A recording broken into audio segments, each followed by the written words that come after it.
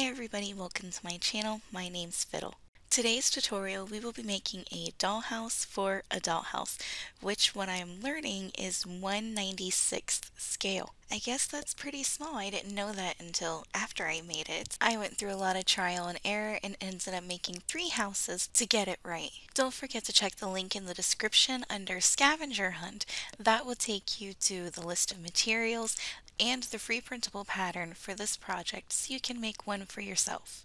We're going to start by gluing our pieces down to our thin corrugated cardboard.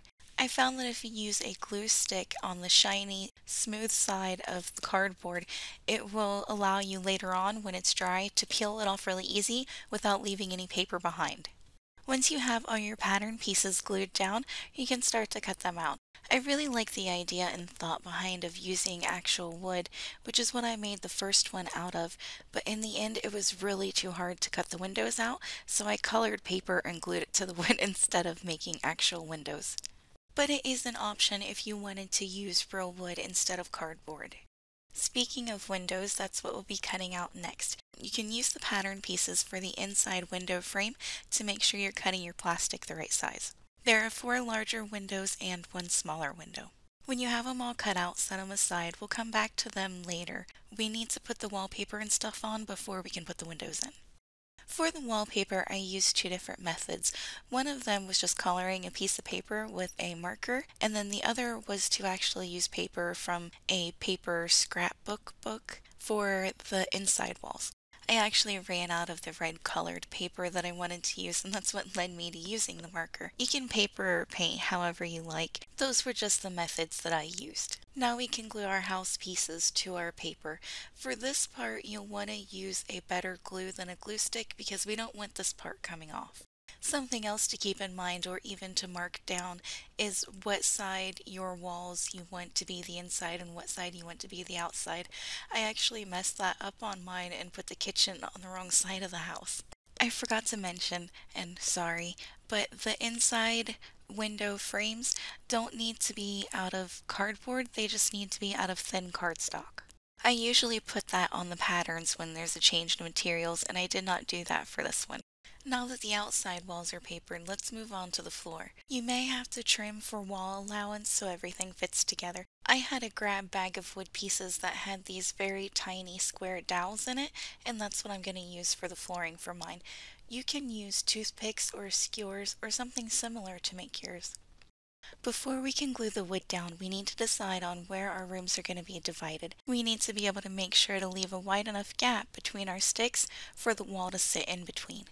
I wanted to have both light and dark colored floors in my house, so for some of the flooring I colored with a marker and then cut it down. It makes it a lot easier than trying to color the little ones after you've already cut them. I think all in all I cut around 100 sticks. Okay, now we're ready to glue our sticks down. I started from the center where my room divider was going to be and then worked my way out. And I also changed direction of the way I laid the floor from room to room. It gives it a little more character.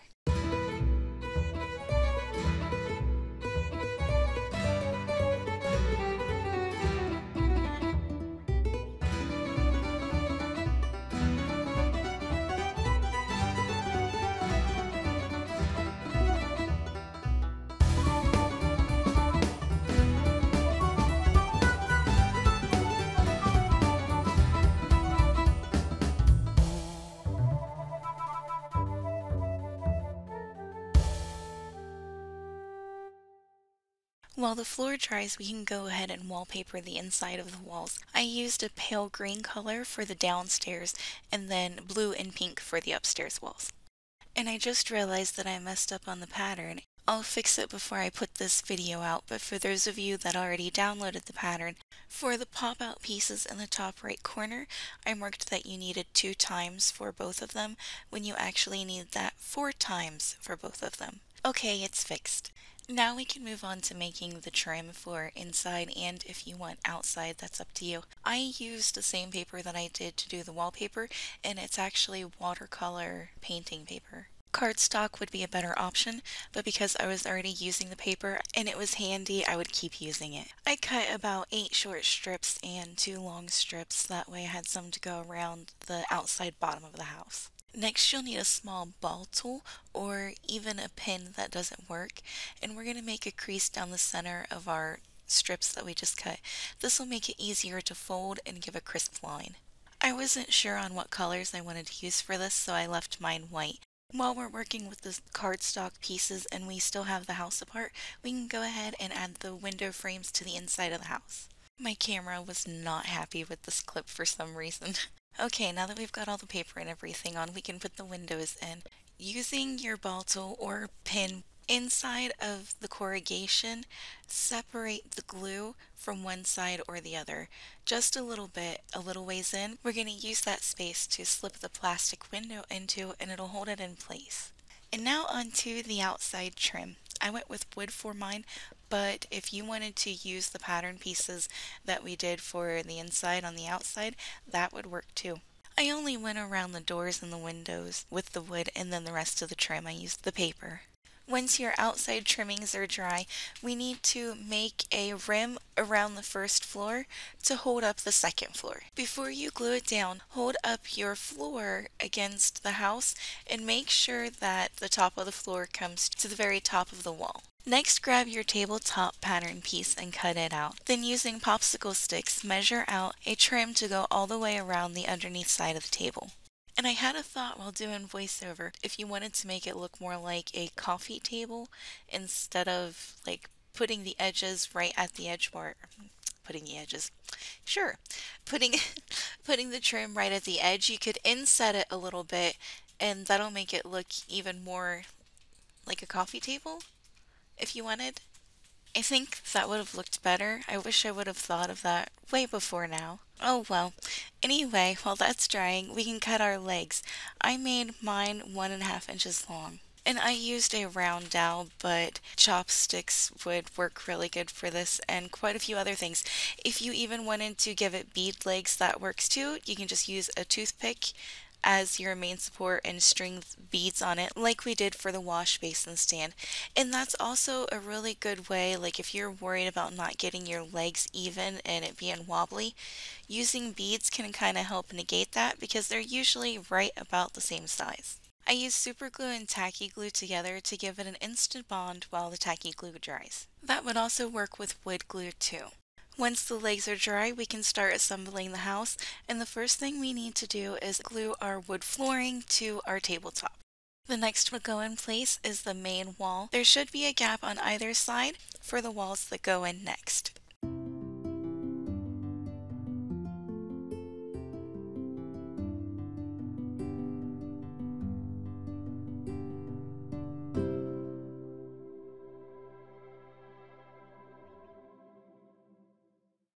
Next comes the middle wall and the teeny tiny piece of wood that goes in the doorway, so that way there's not a gap in the floor. There's also a little gap at the front door, so you may want to put a little strip there too. Now we're ready to glue the second floor in place. Let it dry completely before moving on to the next step. Before I attached the roof, I tore off the cardboard on one side so you could see the corrugation to make it look a little more like a roof. Although to be more accurate, my corrugation is going the wrong way. They're actually supposed to go vertical, not horizontal. The next pieces we're going to need are the Dalmer sidewalls, or pop-out sidewalls, I think is what I call them. I intentionally left them a little bit longer so you could shorten them down to how long you needed them. Now we're ready to do the roof pieces. You may have to change the angle to get it to sit flush against the roof.